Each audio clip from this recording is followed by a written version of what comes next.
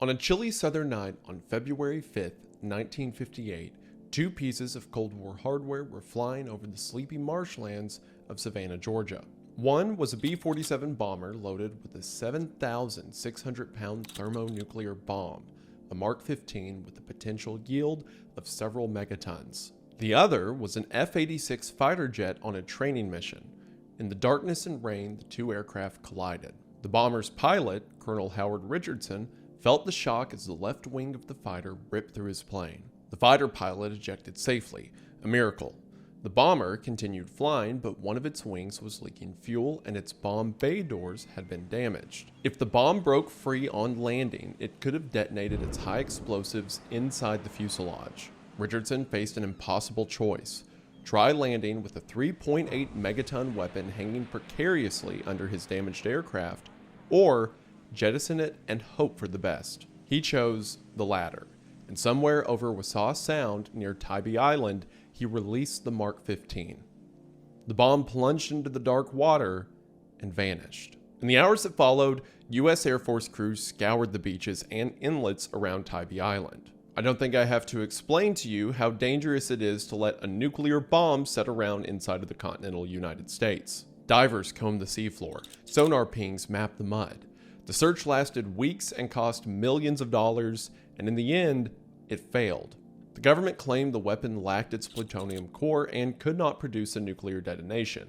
But decades later, congressional testimony suggested that the bomb might have been fully assembled, and the original claims that it didn't have its plutonium were simply to make the public feel better. In 2001, a hydrographic survey found an anomaly buried beneath 5 to 15 feet of silt, an object roughly the size of a Mark 15. The U.S. Air Force politely asked fishermen to avoid dragging their nets over the spot.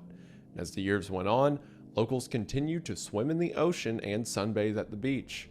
And to this day, Savannah's water hides a nuclear bomb. Tybee bomb is not the prologue from a Mission Impossible film.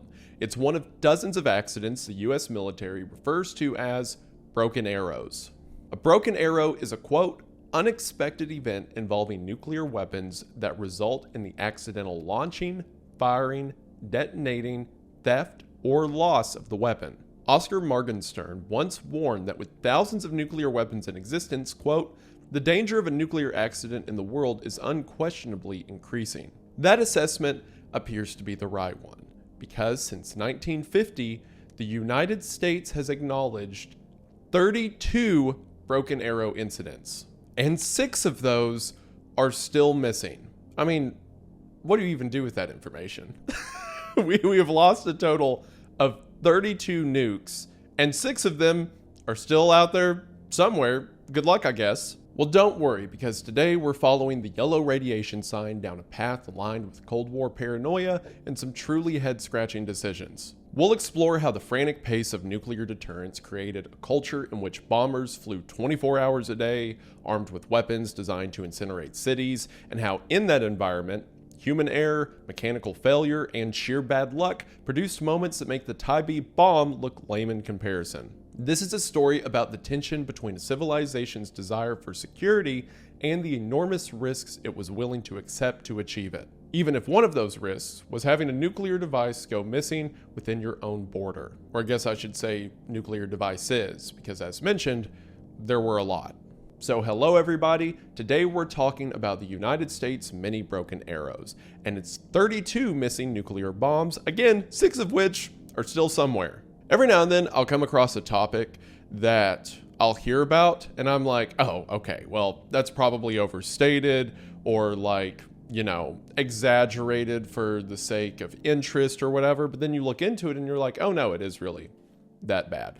Great. Well, today is certainly one of those topics, so if you want to become worried about something else, then you're in the right place. And if all that sounds interesting to you, then stick around after the ad as we talk about the many broken arrow failures. But when thinking about nukes, you're probably thinking about war. And if you're thinking about war, then you're probably thinking about today's sponsor, War Thunder.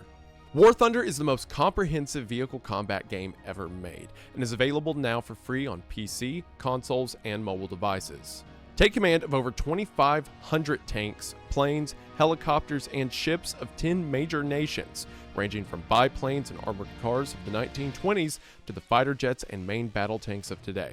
War Thunder has one of the most sophisticated damage vehicle models in gaming. Every vehicle is intricately modeled down to its individual components, like engines, fuel tanks, weapons, and crew, all susceptible to damage or disabling from enemy fire. And different types of armor, shells, and missiles behave like their real-world counterparts. If your vehicle or an enemy is destroyed, War Thunder shows you exactly what happens. In X-ray view, you'll see precisely where the shell penetrated, which components were affected, and what ultimately led to the destruction of the vehicle. I admire the authenticity and dedication to depicting every weapon on the battlefield. So many games skimp over the details, and I'm thankful that War Thunder doesn't. Immerse yourself in the intense combat of War Thunder, where incredibly detailed vehicles, realistic graphics, and authentic sound effects place you right at the helm of the most powerful war machines of our time. Join a worldwide community of over 95 million players in epic PvP battles today and delve into the breathtaking experience that is War Thunder. With an unmatched wealth of high-quality content to discover, there's simply no game better suited for fans of military history. And best of all, you can now play War Thunder for free on PC, Xbox, PlayStation, and mobile devices. Just be sure to use my links in the description and pinned comment to sign up. If you make a new account or haven't played in 6 months, you'll also receive a massive bonus pack with lots of goodies for PC and console to give you a head start in the game. Besides 3 premium vehicles, you'll also receive a 50% experience and income booster, 2 advanced vehicles for rent, 100,000 silver lions, and 7 days of premium account time, among other things. This offer is only available for a limited time, so be sure to get in on it now. Thank you to War Thunder for sponsoring the channel. Their link will be in the description, and we are now back to the video. We are going to go ahead and get into it, but as always, thank you for watching. Now, to understand how bombs end up in swamps and plowed into tobacco fields, we should first talk about the operating culture of the early Cold War. From the late 1940s through the 1960s, the United States built a nuclear deterrent based on speed, readiness, and dispersal. Strategic Air Command, or SAC, trained bomber crews to penetrate enemy defenses, survive interceptions, and deliver nuclear weapons under wartime conditions. This meant that B-47s and B-52s took off at odd hours, flew low-level routes over deserts and oceans, and practiced in darkness and storms. Nuclear weapons were integrated into live military operations. Bomber crews set alert at the end of runways with hydrogen bombs in their bays. Fighters drilled with nuclear air-to-air rockets. Transport aircraft ferried warheads around the world. At one point, SAC kept B-52s, quote, armed with nuclear warheads, flying 24 hours a day, 7 days a week. If this sounds like a horrible idea, then you're not alone. Even some generals were nervous of these conditions. Jet aircraft of the era were marvels of engineering and harbingers of danger. The B-47 represented a huge leap in speed and range over World War II bombers, but it was a chore to fly. Pilots wrestled with thin wings and complex fuel systems, the aircraft had to be precisely balanced, and it required mid-air refueling, often at night. Add live nuclear weapons to that mix, and the consequences of a mistake could be catastrophic. Yet safety procedures, while extensive, existed within a culture that prized readiness above all else.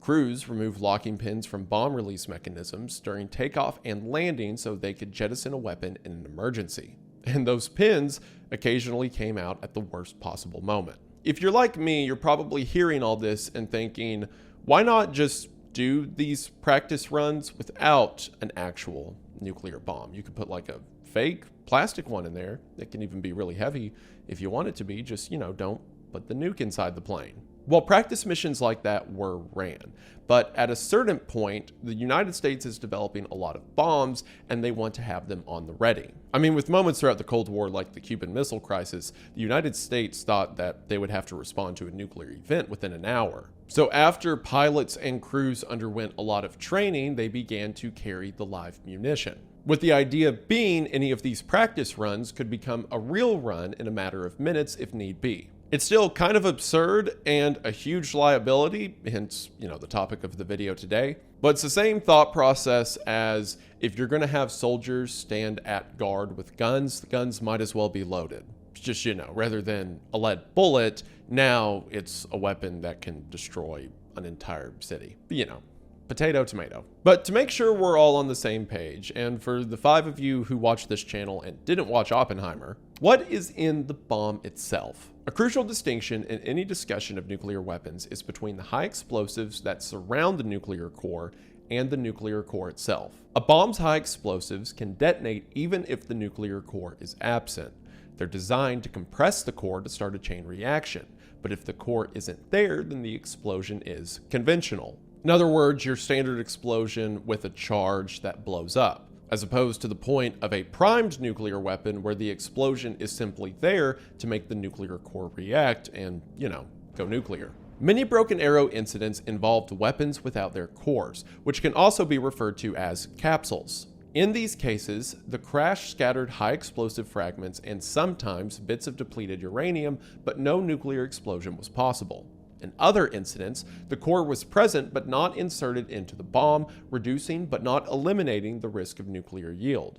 This distinction is why, despite 32 broken arrows, none has resulted in an unintended nuclear detonation.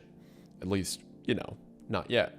Fingers crossed that those fishermen don't, drag their nets too far across the bottom of the river. It's also why the Taaffe bomb remains contentious. The official narrative says the Mark 15 lacked its plutonium pit, but a 1966 congressional testimony released in 1994 suggested otherwise, noting that the Taaffe bomb, quote, was indeed a complete, fully functional bomb with a plutonium pit. If that's true, a bomb with a yield of 3.8 megatons, about 190 times more powerful than the Fat Man dropped on Nagasaki, is still sitting under Georgia's mud. So, good luck, I guess. The 32 acknowledged broken arrow incidents include bombs jettisoned from burning aircraft, weapons blown apart by conventional explosives, and lost warheads sitting at the bottom of oceans. 6 of these weapons have never been recovered. From Alaska to the Mediterranean Sea, from rural South Carolina to the Azores, the accidents span the globe. Each has its own flavor of absurdity and bureaucratic denial, of course. But it all starts with the first broken arrow. The Cold War hadn't even reached its 10th birthday when, on February 13, 1950, a B-36 bomber departed Eielson Air Force Base in Alaska on a simulated combat mission to Carswell AFB in Texas. 6 hours into the flight, the aircraft developed serious mechanical difficulties and lost 3 of its 6 engines. Icing conditions quickly made an already bad emergency worse, and the crew couldn't maintain altitude. With mountains looming, the crew did what their procedures told them to do. They headed out over the Pacific and dropped their weapon from 8,000 feet. Witnesses reported a bright flash and a shock wave. The bomb's high explosives detonated on impact. The plutonium core was not installed, thank God, so the only explosion that went off was the explosives that were intended to set off a plutonium core had it been in there. The B-36 then limped towards Canada. Eventually, the crew bailed out and the aircraft crashed on Vancouver Island as the weapon sank somewhere into the dark ocean waters. This was the first time the United States had jettisoned a nuclear bomb, and unfortunately, it wasn't the last. If dropping a bomb in the ocean wasn't enough, later, on April 11, 1950, a B-29 crashed into a mountain near Manzano Base, New Mexico, minutes after takeoff. The crash destroyed the bomb's casing and scattered high explosives, but because the nuclear capsule was not inserted, there was no risk of a nuclear yield. A few months later, a B-50 on a training mission plowed into the ground near Lebanon, Ohio, killing 16 crew members. The high explosives detonated, but again, no nuclear material was aboard. 7 years later, a B-36 was ferrying a nuclear weapon from Texas to Kirtland Air Force Base in New Mexico. As it approached the base at about 1,700 feet, the bomb simply fell out of the bomb bay, taking the doors with it. Which, I'm not a plane expert, obviously wasn't in the Air Force, and I understand these bombs are designed to be released quickly if need be, but I feel like maybe they're designed to release a little too quickly, if they can just fall out sometimes and take, the doors underneath the aircraft with them. Just a thought. The weapon's parachutes deployed, but the altitude was too low, and the bomb hit the ground south of the airfield, detonating its high explosives. The resulting crater was 25 feet wide and 12 feet deep, with debris scattered nearly a mile away. Fortunately, the nuclear core was not inserted, but why did the bomb drop? Well, standard procedure at the time required removing the locking pin so the crew could jettison the weapon quickly if needed. The crew was preparing to land, the pin was out, and it's a big, heavy bomb, so gravity did the rest. Remember, kids, If your job ever involves carrying a thermonuclear weapon in an aircraft for some reason, maybe secure them with more than a single pin.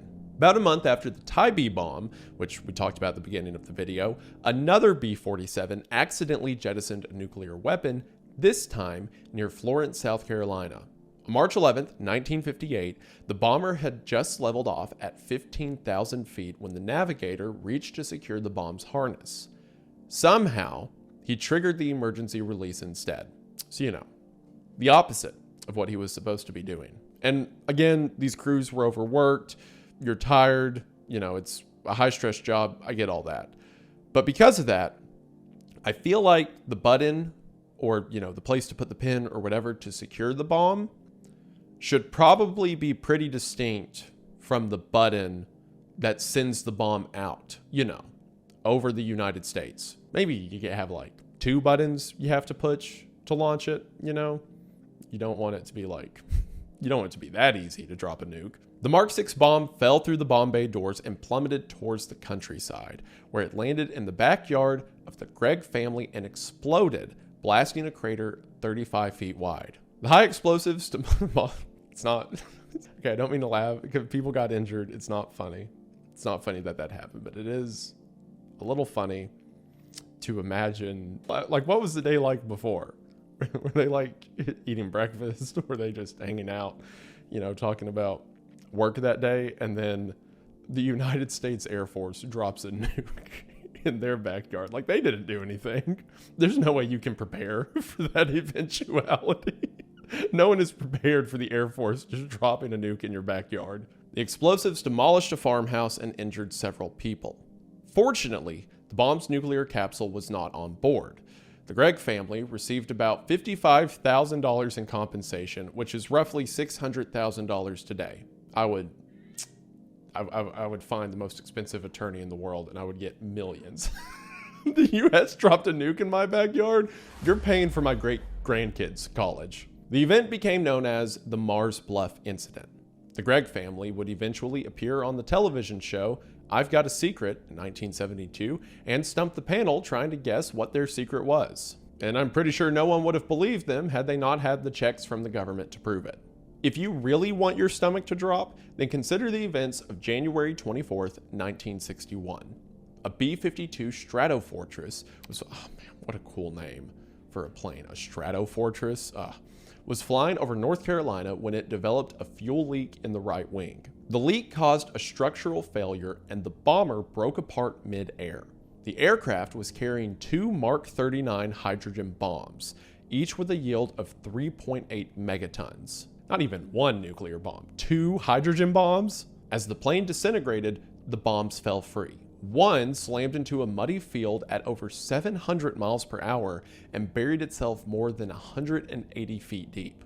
The second deployed its parachute and executed its disarming sequence exactly as designed. What followed was the failure of several safeguards designed to prevent a catastrophe. All of the bomb's internal systems were still armed, and this bomb was about to blow up in North Carolina. But by the miracle of engineering and probably the conventional miracle of, you know, God, a single low voltage switch prevented the bomb from detonating. The supervisor of nuclear weapons safety at Sandia National Laboratories later remarked that if not for that one switch, the United States would have suffered a, quote, major catastrophe in spades. This is the kind of horror that really gets under your skin.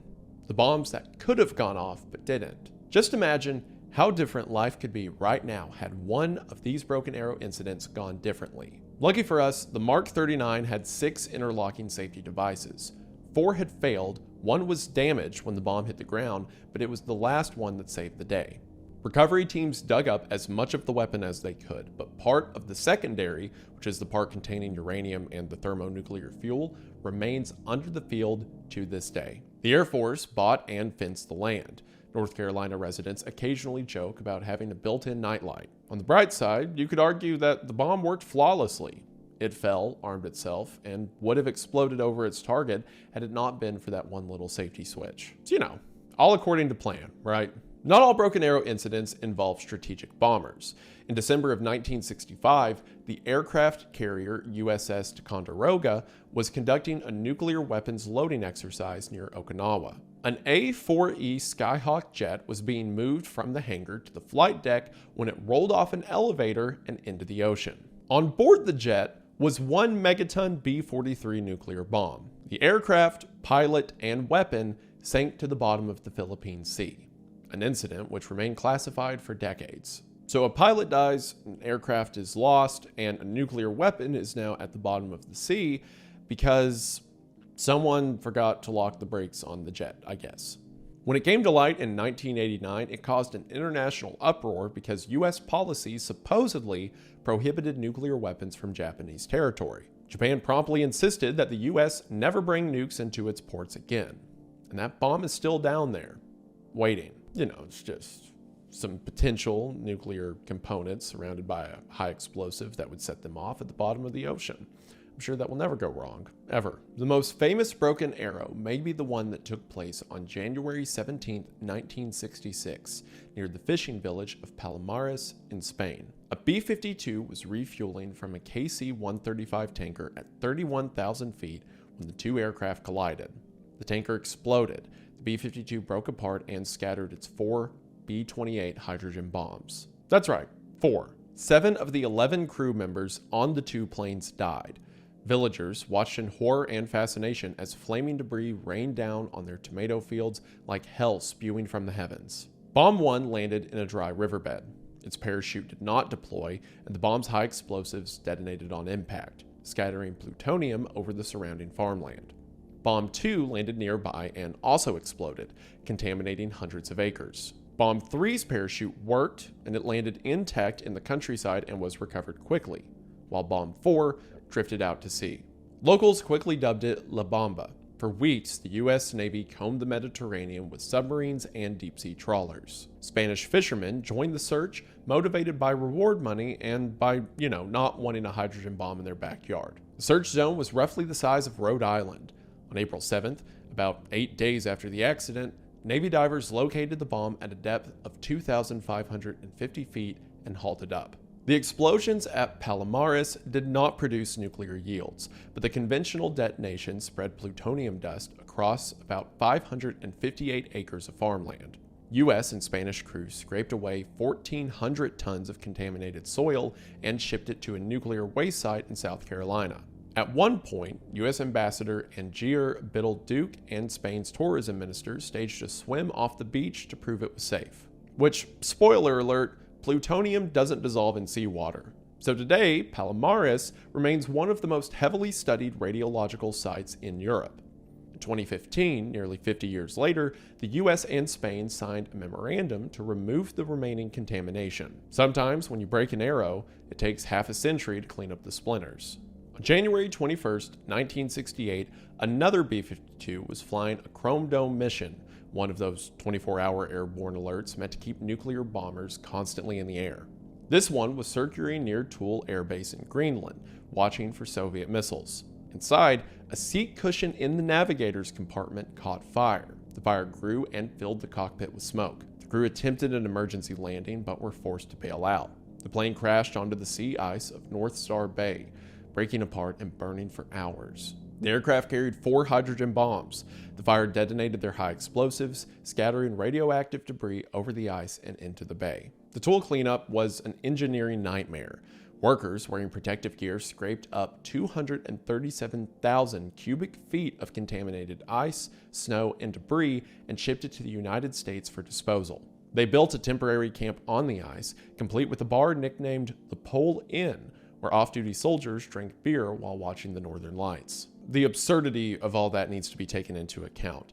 You are cleaning up another country's nuclear disaster on the ice as you drink at a makeshift bar under the Northern Lights. Life can be so strange sometimes. Meanwhile, Danish politicians demanded accountability because, similar to the incident near Japan, Denmark had banned nuclear weapons from its territory. And before you correct me in the comments, Greenland was a Danish territory at the time. The US had quietly stationed nuclear-armed bombers there anyway. The Thule crash forced Washington to end Chrome Dome flights. So if you ever watched Dr. Strangelove and thought to yourself, surely nothing like that ever happened, well, reality, as it seems from the rest of this video, is alarmingly close to fiction sometimes. Not all missing nuclear weapons are bombs. Some are torpedoes. On May 22, 1968, the nuclear attack submarine USS Scorpion failed to return from a patrol in the Atlantic. The Navy searched for months. In October, the wreck was found on the sea floor 400 miles southwest of Azores. All 99 crew members, sadly, were dead, and the Scorpion had been carrying 2 nuclear-tipped torpedoes. Amongst the worst possible deaths that could happen to you ever, dying in a submarine has to be up there. The official investigation concluded that a mechanical failure likely caused an internal torpedo explosion. But some sailors speculated that the submarine had been torpedoed by a Soviet vessel. Declassified SOSUS, or Sound Surveillance System recordings, captured a loud underwater explosion just before contact with the Scorpion was lost. Whatever happened, 2 nuclear weapons sank with the boat, and the Navy continues to monitor the wreck for leakage. So if you're ever considering swimming in that area, don't. By the 1970s, the pace of broken arrows slowed, thankfully, but they didn't stop. In 1979, a Titan II missile at a silo near Rock, Kansas, collapsed after a fire, causing the missile to fall to the bottom of the silo. Thankfully, in that case, the nuclear warhead was recovered intact. To give you an idea of how fragile these things can be, less than a year later, in September of 1980 at Damascus, Arkansas, a maintenance technician dropped a socket from a ratchet wrench. The socket punctured the fuel tank of another Titan II missile, causing a volatile fuel leak. That's right, someone just dropped a socket, and somehow that can puncture the side of a nuclear weapon. Hours later, a spark ignited the fuel. The missile exploded with the force of several kilotons. The 740-ton silo door was thrown into the air. The nuclear warhead landed in a ditch about 100 feet away. The safety mechanisms worked, relative safety mechanisms worked, and no radioactive material was released. 1 airman died and 21 were injured. The Damascus incident later became the subject of the book and film Command and Control, because it illustrated that even highly engineered systems can be undone by something as small as a dropped socket. So, sleep soundly tonight thinking about that all it takes is one maintenance guy to drop a wrench for, a nuclear bomb to go off. The last widely publicized nuclear mishap in the United States occurred on August 29, 2007. Personnel at Minot Air Force Base in North Dakota loaded 6 AGM-129 cruise missiles onto a B-52, thinking the weapons were unarmed training rounds, when in fact, 6 of the missiles contained W-80 nuclear warheads. Which I understand, you don't want it to be public knowledge where nukes are at any given minute for security. I get that. But I feel like the people that are carrying them should probably know the severity of what they've got. The bomber flew to Barksdale Air Force Base in Louisiana, where the nuclear-armed missile sat unguarded on the tarmac for 36 hours, because again, everyone else thought that they weren't nukes. No one noticed until a maintenance crew checked the serial numbers. An investigation blamed complacency and a breakdown in procedural discipline, and heads obviously rolled.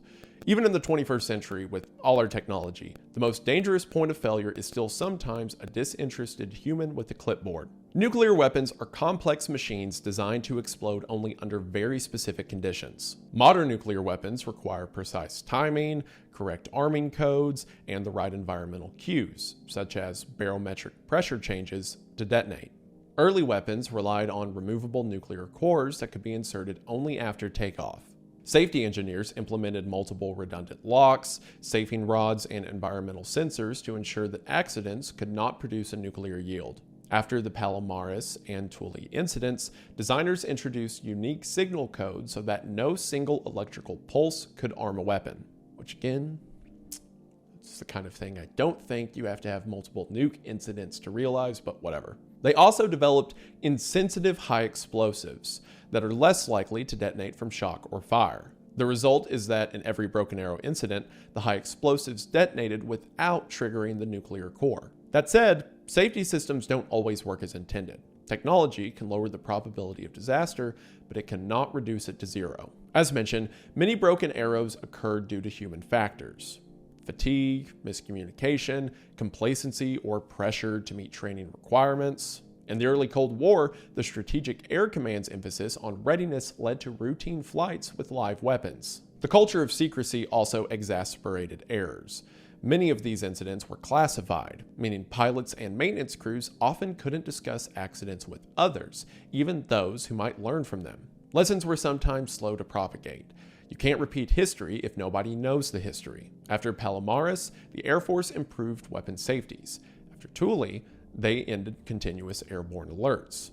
But there was no comprehensive public accounting. It wasn't until the 1990s, when researchers filed requests using the Freedom of Information Act and the Air Force declassified summaries, that the public learned just how many times we almost detonated or lost bombs that could have leveled an innocent town or destroyed water supplies. Thankfully for all of us, the legacy of broken arrows isn't all bleak. Each incident prompted technological reforms. After early crashes, the Air Force improved bomb release mechanisms and introduced secure locking pins.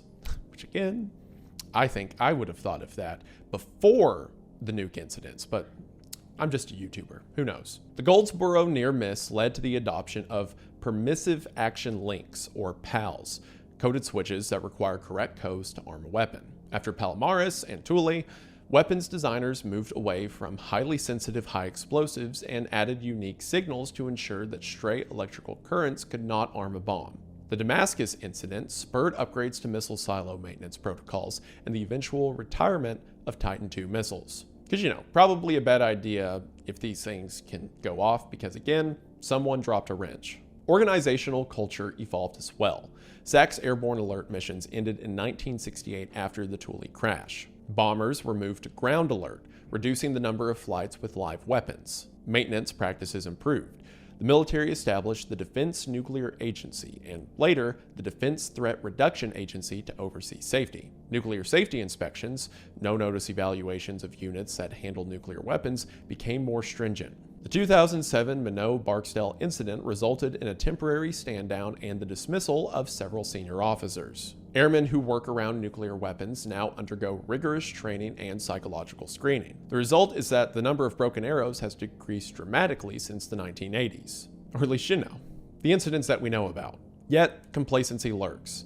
Decades after the Cold War, it's still possible to load nuclear weapons onto a bomber without anyone noticing. In 2013, reports resurfaced that the Air Force had failed a nuclear safety inspection because of low morale and disciplinary issues. For one, it's nice that they're looking for things that specific. It keeps the safety protocols higher. But also, you're telling me that there were nukes given to groups that had, quote, disciplinary issues?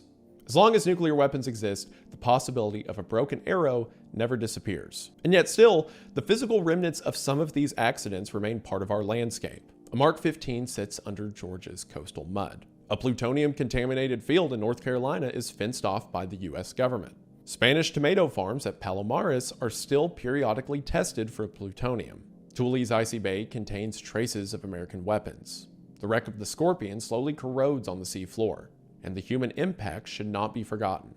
Airmen died in crashes and cleanups. Families lost homes and livelihoods. Villages were exposed to radiation. And there's the psychological toll. The knowledge that your backyard or coastline could be hiding a bomb powerful enough to destroy a city. If all these stories make you want to build a bunker, then take solace in this. Despite the mishaps, none of the broken arrow incidents resulted in an unintended nuclear detonation. That is not an accident. Weapons designers built layers of safety, and in every case, those layers held or mitigated the damage. Nuclear weapons are more robust than pop culture suggests. They do not explode like firecrackers when dropped. Some accidents came terrifyingly close, like with Goldsboro's lone switch, Palomares' scattered plutonium, or Damascus's warhead thrown from its silo, but they did not cross the final threshold. However, we should resist the temptation to declare the system foolproof. As the historian Eric Schlosser argues, the safety record is, quote, mixed. To say it never happened, therefore it never will, is to misunderstand probability. Each near miss is evidence that our margin for error is not infinite. Think of aviation. The airline industry has a remarkable safety record, but that doesn't mean planes never crash. When they do, investigators identify the cause and design fixes. Which the writer for this script, Logan, put, "This is a wonderful thing to think and write about while I'm about to do a cross-country flight tomorrow morning." Well, guess what, Logan? I haven't heard that you're dead, so looks like you were fine. Grow up. Nuclear weapon accidents follow a similar pattern, but with higher stakes. Another analogy is chemical plants. They often operate for decades without incident, until a combination of equipment failure and human error produces a disaster like Chernobyl. When these disasters happen, they reshape entire regions and sometimes even the world for generations. Nuclear weapons are designed to release unimaginable energy, where even one mistake could devastate a region. Safety culture must therefore be relentless. Naturally, whenever a story like this becomes public, Hollywood can't stop its temptation to capitalize. John Woo's Broken Arrow features stolen nuclear weapons and a rogue pilot. The 1996 movie Executive Decision references a missing bomb in the Atlantic. Video games like Fallout play on the backdrop of a post-apocalyptic world littered with nukes. Reality is both less spectacular and more disturbing. The actual incidents involve no villains plotting world domination, only tired crewmen, mechanical failures, and bureaucratic mishaps. If anything, the boring simplicity of these accidents is what makes them so terrifying to think about. There was no villain scheming some kind of master plan, there was just a pilot jettisoning a bomb to save his crew, or a technician simply dropping a wrench. In the 1950s, Oscar Morgenstern predicted that with thousands of nuclear weapons, accidents were inevitable. And he was right. Broken arrows are features of a system that prized deterrence above safety. Even the most sophisticated technologies are vulnerable to human error and mechanical failure. There's a poetic irony to the idea that some of the most powerful weapons ever created now lie quietly under mud and ice. The Taaffe bomb rests in its silt bed, a relic of a fevered era when the US and USSR prepared for a war that never came. The Goldsboro field grows soybeans above a buried thermonuclear secondary. Spanish farmers tend land that once glittered with plutonium. Greenland's ice sheet slowly melts above fragments of American bombs. The broken arrows are reminders of the times we almost erased our own cities by accident. So if you're ever on the beaches of Tybee Island, imagine the Mark 15 resting quietly under the mud. Fishermen pass overhead, children build sand castles, and pelicans dive for fish. Somewhere down there lies 3.8 megatons of potential energy. It's a macabre treasure, and a reminder that sometimes the scariest bombs are the ones we forget about. The ones that didn't go off, but could have. And that is a rundown of America's 32 missing nuclear bombs, some of which are just there, and there's not a lot we can do about it. Isn't that comforting? As mentioned near the end, I really think the most disturbing element of this is that there was no ill will. It wasn't some grand design that overdid our grand design of safety. It was just that our design of safety isn't always so grand. There's obviously downsides to the modern information age, and the fact that everyone is constantly inundated with information about everything all the time. But it's also nice because I feel like situations like this would be much harder to cover up. Now, there seems to be more accountability due to public opinion when things like this happen, and that is comforting. But it's also just not great that things like this happen, and happen with such frequency. But if our modern standards make you feel comfortable, or just the knowledge that these things happen in the first place is terrifying, either way, you're welcome. And I believe that should do it for now. And above all else, we just want to say thank you for watching. Let me know if you like content like this over on this channel, kind of just like a series of small stories that relates back to one theme. There's some other topics that on their own, like the individual story would only be like a few minutes long, but I've thought about grouping a bunch of them together for a video topic like this, so let me know if you're into that. Everyone who made this video possible, including Logan, who wrote the script and didn't die in a plane crash, I think, will be credited in the description, so be sure to show them some love. Uploads here Mondays at noon, hypothetically, except for this video, which I took a vacation on beforehand, so I was really late to getting it. My bad. But typically, uploads here Mondays at noon, and then content once or twice a month over on Wendigoon, and then whenever I decide to actually play video games again, content over on Wendiglitch. And before you go, make sure to check out today's sponsor, War Thunder, and blow up some tanks. Play the game now for free on PC, PlayStation, Xbox, or mobile using my links in the pinned comment or video description. Those of you who haven't played War Thunder yet or are returning after a break of at least 6 months will receive a massive bonus pack on PC and consoles, including premium vehicles, 100,000 silver lions, and 7 days premium account. All in all, I believe that should do it for now, but before I go, we just want to say thank you for watching. We hope that you enjoyed, and we'll see you in the next one. Bye!